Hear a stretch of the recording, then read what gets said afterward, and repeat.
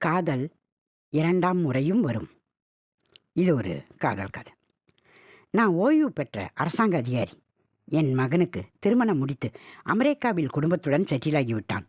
என் மனைவி பெயர் சுமதி. அன்பானவள், அழகானவள், அதிபுத்திசாலி. எங்கள் திருமணம் எனக்கு பிடிக்காமல் தான் நடந்தது. என் தாயின் வற்புறுத்தலில் நானும் வேறு வழி இல்லாமல் ஒப்புக்கொண்டேன். இந்த இடத்துல எனக்கு ஏன் திருமணம் பிடிக்கல அப்படின்னு சொல்லிடுறேன். இவ பெயர் ஜெனிஃபர். ஜெனின்னு தான் கூப்பிடுவேன் நான். அவள் எங்கள் வீட்டுக்கு அருகில் குடியிருந்தா. நான் வெளியில் வரும்போதெல்லாம் எங்கள் கண்கள் அனிச்சையாக சந்தித்து கொள்ளும். அவள் பார்வையின் ஆழம் என் விழியில் விழுந்து இதயத்தை துளைத்து நெஞ்சை கூறு போடும் ஒவ்வொரு முறையும். அவளுக்கும் என் மேல் காதல் இருப்பதை உணர்ந்து கொண்டேன். எங்கள் காதல் பார்வை பரிமாற்றத்தில்தான் இருந்தது. வாய்விட்டு சொல்லிக்கொள்ளவில்லை. இடையில் இவள் தந்தை மரணமடைய இவர்கள் தன் மாமா வீட்டிற்கு அருகில் குடியேறினர். நான் என் அம்மாவிடம் சொன்னேன், அம்மா, எனக்கு ஜெனியை பிடிச்சிருக்கு, அவளையே கல்யாணம் பண்ணிக்கிறனே என்றேன். என் அம்மாவோ முறைச்சபடி என்கிட்ட சொன்ன மாதிரி அப்பா கிட்ட சொல்லிடாத, வாழ்னு கத்துவார் என்றார். அதுவும் உண்மைதான். ஜாதி விட்டு ஜாதியே கல்யாணம் பண்ண யோசிக்கும் போது எங்கள் உறவுக்கு மத்தியில் மதம் விட்டு மதமா, அதையும் மீறி நான் என் அப்பாவிடம் பேசினேன். அவரும் முடியவே முடியாதுன்னு கையை விரிச்சிட்டார். அது மட்டும் இல்லாமல் என் தங்கையின் திருமணம் வேறு இதனால் தடைபடும்னு மறுத்துட்டார். எனக்கு அவங்கள எதிர்த்து திருமணம் செய்ய மனசில்லை. ஒரு நாள் அவள் அம்மா எங்கள் வீட்டுக்கு பத்திரிக்கை வைக்க வந்தாங்க. ஜெனிஃபருக்கு தான் மேரேஜ், மாப்பிள்ளை பெயர் டேவிட்னு அச்சிடப்பட்டிருந்தது. ஜெனி தொலைச்சி எடுத்துட்டாப்பா, ரவி வீட்டுக்கு மறக்காமல் இன்விடேஷன் வச்சிருன்னு என்றாள் ஜெனியின் அம்மா. ஜெனி மேரேஜுக்கு போனேன்.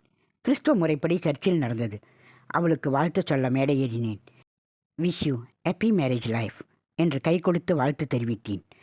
அவள் பார்வையில் ஒரு ஏக்கம் இருந்தது. சினிமாக்களில் வருவது போல் கடைசி நேரம் நான் தாலி கட்ட வருவேன் என்று நினைத்திருப்பாள் போல. 2 ஆண்டுகளுக்கு பிறகு எனக்கு திருமணமானது. மனைவி சுமதி. ஆரம்பத்தில் சொல்லிட்டேனே, இவளிடம் ஜெனிஃபர் மேல் கொண்ட காதல் கதையை அவள் அதை யதார்த்தமாக எடுத்துக்கிட்டா. இந்த மாதிரி கதை எல்லோர் வாழ்க்கையிலும் இருக்கும், அதனால் ஒன்றும் பிரச்சனை இல்லைன்னு சொல்லிட்டா. சில காலம் போனதும் எங்களுக்கும் குழந்தை பிறந்தது. அவளுடைய புரிதல், அன்பு, அக்கறையில் கொஞ்சம் கொஞ்சமாக அவளையும் நேசிக்க ஆரம்பிச்சு. என் வேலை, மகனோட படிப்பு, அம்மா அப்பாவை கவனிக்கிறது, இடையிடையே தங்கையின் வருகை என பிஸியாக சென்றது என் வாழ்க்கை. சில நேரம் சுமதி கிட்ட சொல்லுவேன், என்னால் ஜெனியை மறக்க முடியலன்னு. என்ன ஒரு முறைப்பா. உடனே நானும் சும்மா சொன்னண்டியே, என் அருமை பொண்டாட்டி என்று ஐஸ் வச்சுட்டு வந்துடுவேன். ஆனால் உண்மையாகவே நான் ஜெனியை மறக்கலை. என் இதயத்தின் ஓரத்தில் என்னோட அவள் வாழ்ந்துக்கிட்டு தான் இருந்தா. சில காலம் போணுச்சு. என் மனைவியும் இறந்துட்டா. நான் மட்டும் தனியாக தான் இருக்கேன்.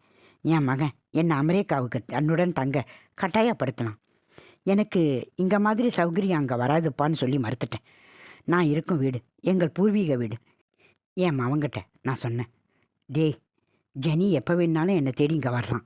அப்போ நான் இங்கே இருக்க வேணும்லடா, அதனால தாண்டா அங்கே இருக்கேன் அப்படின்னா சிரிச்சுக்கிட்டே.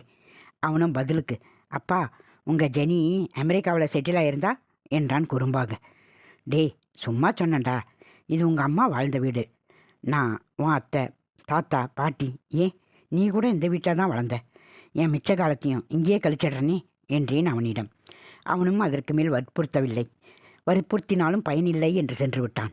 இப்போது நான் மட்டும் இந்த வீட்டில் வாழ்ந்து கொண்டிருக்கிறேன். சுமதியின் நினைவுகளை உயிரில் சுமந்தபடி, ஜெனிஃபரை இதயத்தில் சுமந்தபடி. யார் சொன்னது காதல் என்பது ஒரு முறைதான் வரும் என்று? ஜெனிஃபருடனான காதல் முதல் காதல் என்றால், சுமதியுடனான காதல் 2ஆம் காதல். இரண்டையும் சுமந்து கொண்டுதான் இருப்பேன் என் வாழ்வில். என் எல்லை வரை, என் மரணம் வரை நீளும் அவர்கள் நினைவுகளுடனான இந்த காதல்.